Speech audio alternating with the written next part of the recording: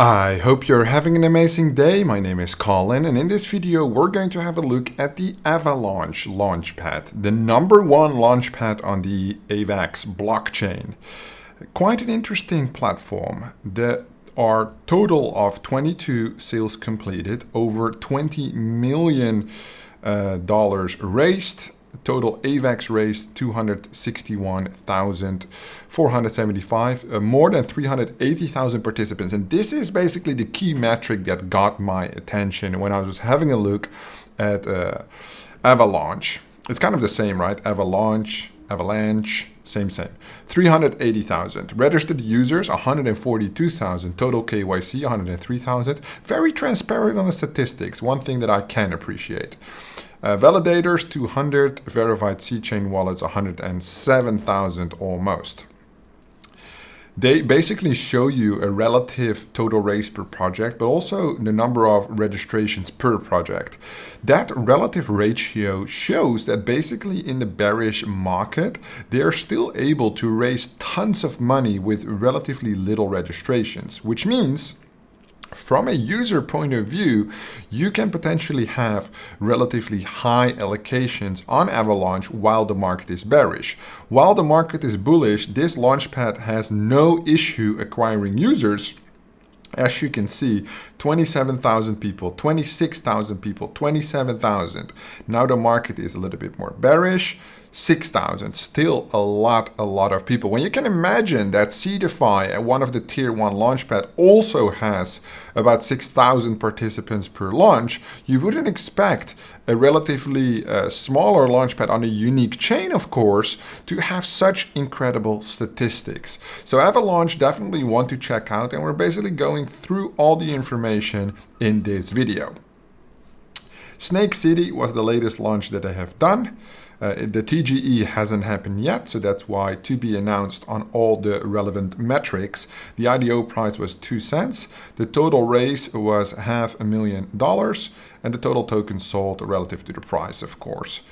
Sale ended May 24th. So even though the market is bearish, they still continue from April into May to do races, which I think is interesting. Only if you're doing, let's say, one launch a month, I still think it's very relevant that the performance is good, and at the same time, you do have something to offer to your user base, right? Which I think is important. So let's say we extend this, then we can see that there were a lot of project launch in 2022, right? So when we look to the overview, probably more than half of the projects were launched this year. And then also a variety of projects were launched last year. Of course, the all-time highs vary a lot compared to last year. So Platypus and Krabata doing really well. Krabata launched on the Avalaunch Launchpad, basically one of the projects I have covered a lot on this channel.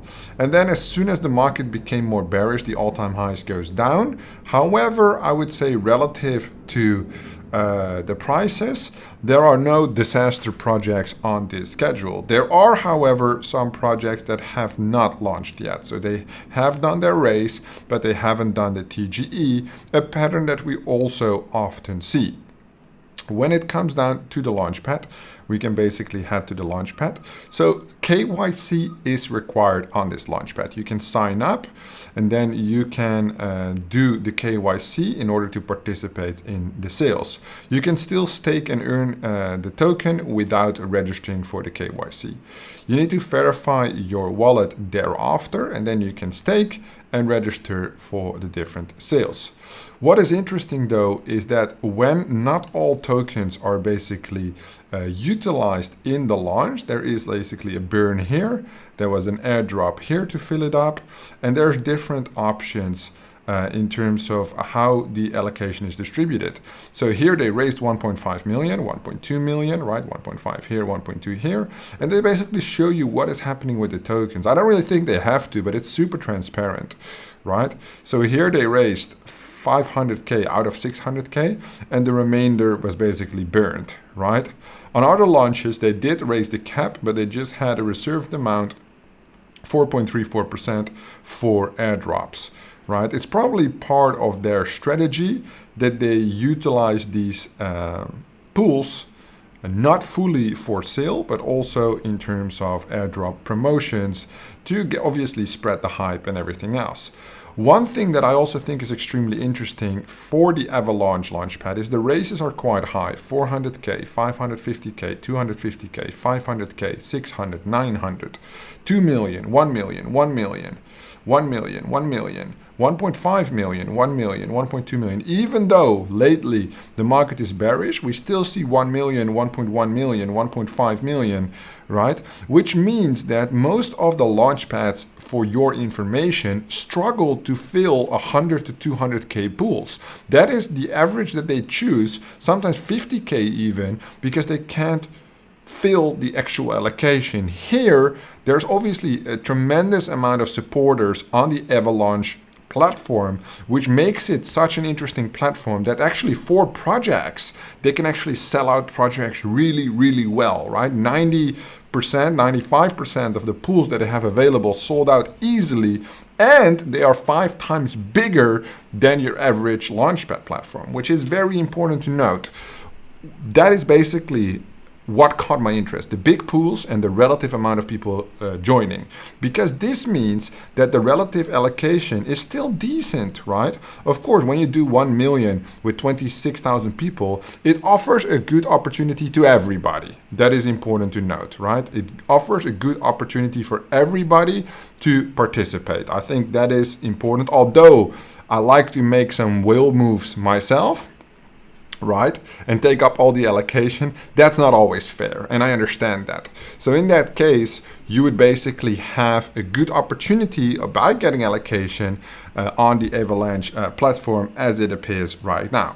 Then on the staking, there's a 2% deposit fee on all new deposits. The fee redistribute to current holders, reward long-term participant, and combat dilution, which makes sense. So there's a 2% fee. We have introduced a post-IDO cooldown period where a fee in XAVA will be taken and redistributed to stakers based on when you stake. The fee begins at 15% post-IDO and reduced every second towards 0% over 15 days. This obviously guarantees that people don't get into the platform and then dump the token straight after the IDO. I think that's quite an interesting mechanism. People that don't like this are usually the people that would dump the token, right? So I have no strong feelings about this. Current APY that they offer, 8%, and obviously this 8% is then subject, obviously, how do they get the funds? 15% post IDO and 2% deposit fee based on participation. I have no locked tokens, and you can basically see the tokens locked as well. So over the last 30 days, more tokens got locked, which is interesting, but it's quite stable at around 16 million, right? They haven't seen a huge dump. So that was 15 million before. So only more tokens are getting locked inside this launchpad, which I think, although the relative value obviously has gone down, it is definitely interesting to see that there's not an extreme dilution happening. They have some way of controlling the supply because it went from 17 million to 16 million, but there's no huge dumps, which I think is a good thing. Anything going too fast up is a problem, going too fast down is a problem, but this looks like a relatively linear pattern, linear sideways, but here linear upward trend. So this is probably when the launchpad started to gain traction, right? All the way until the start of the year, and then it basically has been stable ever since. So I think they're doing a good job there. It looks quite interesting. We need to get some information on the staking. So once you stake your tokens, you'll be able to get allocation in IDOs, ecosystem rewards, deposit fees, allocation fees. Those are things that you need to consider. Obviously, I would recommend the single asset staking and not do the liquidity pool, because obviously in that case you have to consider the impermanent loss, right? There's a separate section for airdrops. I don't exactly know how the airdrops would work. Okay, if you were a validator or delegating AVAX at the time, so basically for validators, there's basically separate rules per airdrop pool, but there's also a lot of different pools here. You can see, damn, there's a lot. So they host a lot of different airdrop pools that you can participate in. This is for all users.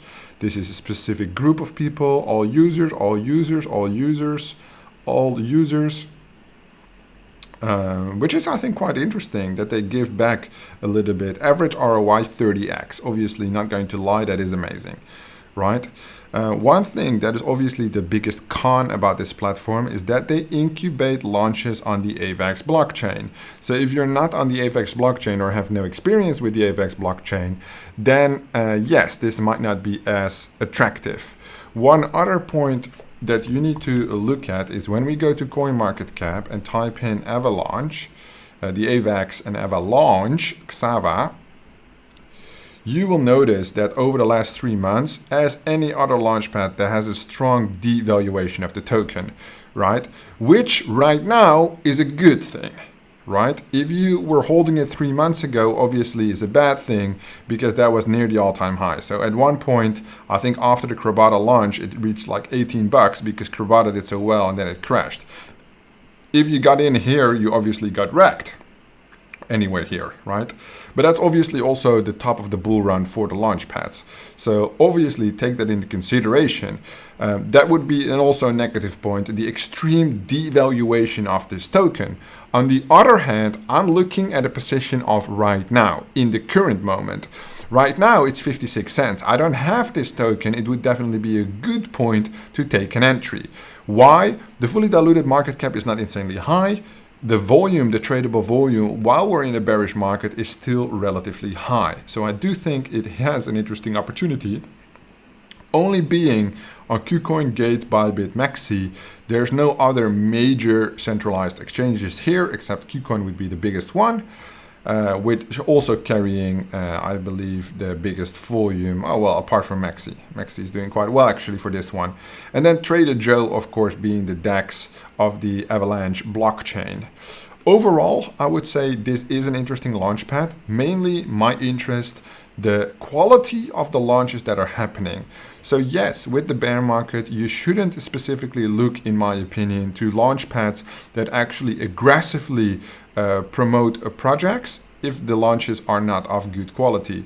In this case, the launches are really, really interesting in terms of the performance that they have done. That is basically one of the reasons that I would be bullish on the Avalanche platform, right? One thing that's obviously important is the tiers, right? There's a website here which shows the tiers. Let me have a quick overview because I couldn't find that on the staking. So you have different staking options, and in that case you would get more allocation, right? So you need to register, we understand that. You need to do the KYC, that's what we did. You need to have the tokens and then stake it. I believe it was relative to the amount you stake, which is obviously important, but I think they use a weighted average. So when you would type in your launchpad and the tiers, if they have a relevant tier system, you would usually be presented with that on the actual platform. I might have crossed it quite quickly, but it is very important. Okay, so the most important thing, all eligible XAVA holders will receive allocation. Regardless of IDO eligibility will grow with the platform success. Okay, no tiered systems, okay. No whitelist or lottery, maximum allocation per user to promote broader distribution. Okay, so basically I assume they use a weighted average. The more you stake, the more you get. However, at the same time, everybody that stakes has a guaranteed allocation. There is a staking weight, and if you stake longer, you would be weighted heavier. I think that's quite interesting. There is a validator round.